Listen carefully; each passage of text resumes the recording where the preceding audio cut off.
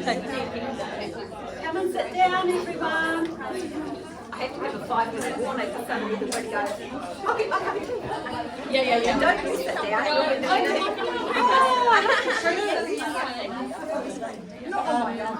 No, I was going to say the coffee over here. The coffee over there. I will take a photo.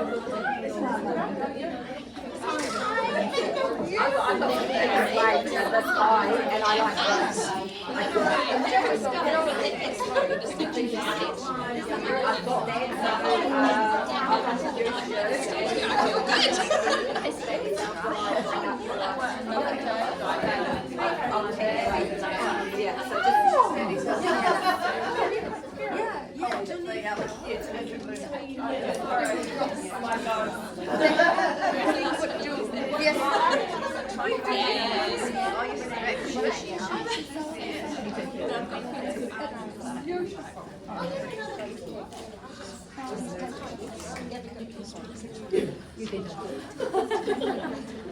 Actually, what I might do is go.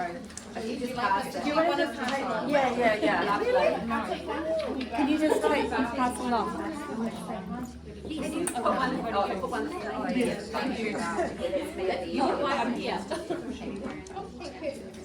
All right. Good morning, everyone. Welcome to Chrysalis.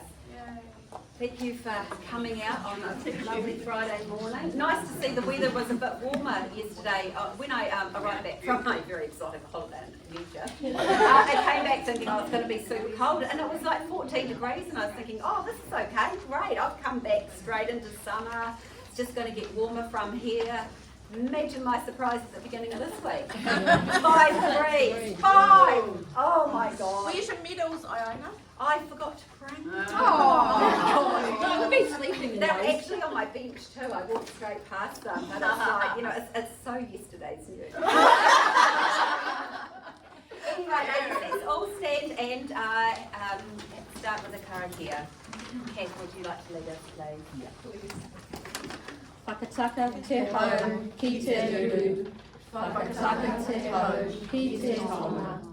Kia mā kina ki uta, kia mā tara ki tai, e ni ake ana te atahura. He tio, he huka, he hauhunga, tihei mauriora. Thanks everyone. And welcome. Welcome to any new people that we've got in the room coming along to find a community of people that can help and support them in their business and in themselves. Because sometimes you don't need business help, but sometimes you need a bit of mental health checking in with people. You know, we've all had those days, good and bad. And so now I normally just blare on about stuff, so that's what's going to happen next. So I will talk about my medals. I will talk about, because a lot of you in the room do know that I went to Italy competing in the breast cancer division, and it was 100% like the Dragon Boat Olympics. I was terrified. You should have seen me. You probably wouldn't even have recognised me because I was really quiet. So. And I was actually shaking. I was just so nervous. When we did our training days, it was in 35-degree heat. It was so hot, and our sweep, so the person on the back, didn't get the memo from the coach. It's like, well, get them to do this and then have a break and have water and then do this and have a break. So she missed out all the breaks, and so we paddled for an hour in 35 degrees. So I was dry reaching. By the end of it, and I was thinking, I don't know why I'm here. I shouldn't be here. I'm no good. I might as well have just stayed at home. It was really, really bad. And the first race up was a 2K, so that's going round and round. But instead of racing side by side like the other races, this race you are at 15-minute intervals, which is, we were second out of the gate, so they always put the worst first, so that's where they had ranked us, so that was interesting. So they had ranked us there, which was great, because also the people that were first didn't turn up, so we were second, and so we ended up being first. So one that we had clean water, great. But the problem with that race is because it's a timed race and you've got 15 other boats leaving at 15-minute intervals, you don't know who's Like if this Who are you boat here is chasing? passing all of those, they haven't come anywhere near you, but they could still be doing a better overall time. So our sweet whip does like huskies. She's like, you dig it in, drive. We've got the video of it because we videoed on, and she had a camera and she's screeching the whole way. Obviously embarrassed, but we're going for it. And there, it was videoed live. And as we come around the corner, as we are coming down here, the people are up here, and this is in the straight. But we don't know because our sweep's telling us we need to go harder, we need to put more in.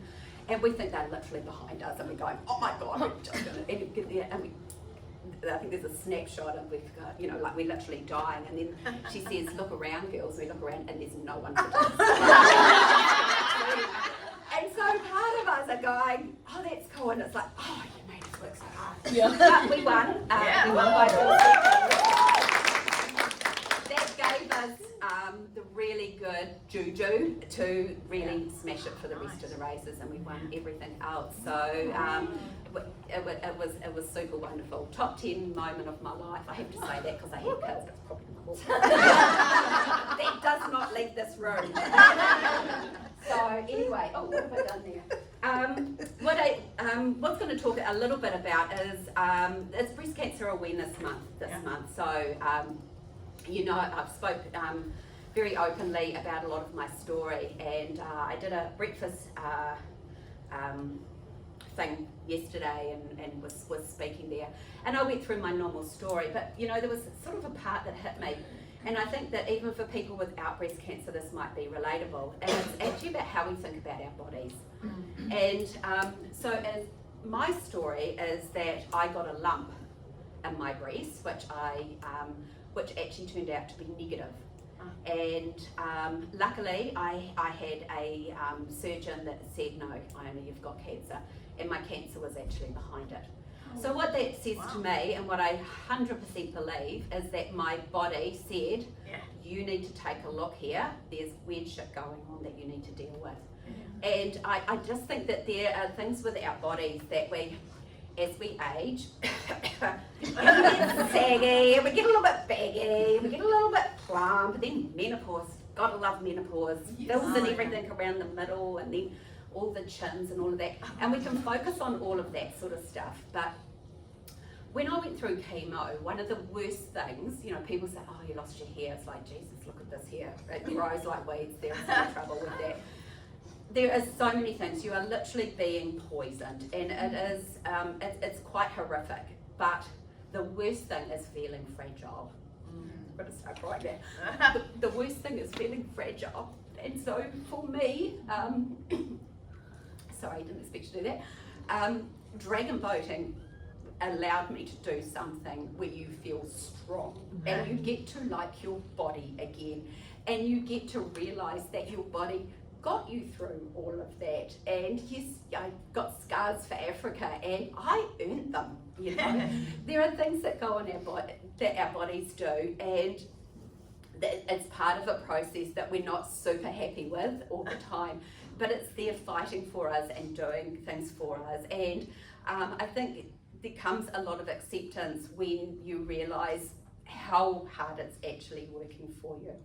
So my message today was really that, you know, if you know people going through breast cancer and you don't know what to say, you don't know what to do, there's always positive stories, there are always positive outcomes, and you do go through something hard, but other people in everyday life go through hard things as well. But you know, I'm not diminishing that in any way, but it's actually celebrate the body that you have, and that it's doing such a good job for you, and it's helping you get through and live a pretty awesome life. So that's the end of that. Apparently Pātaka is having a pink ribbon thing down in the atrium somewhere, so if you want to give, that's a Lovely, that's a thank you thing. so much. So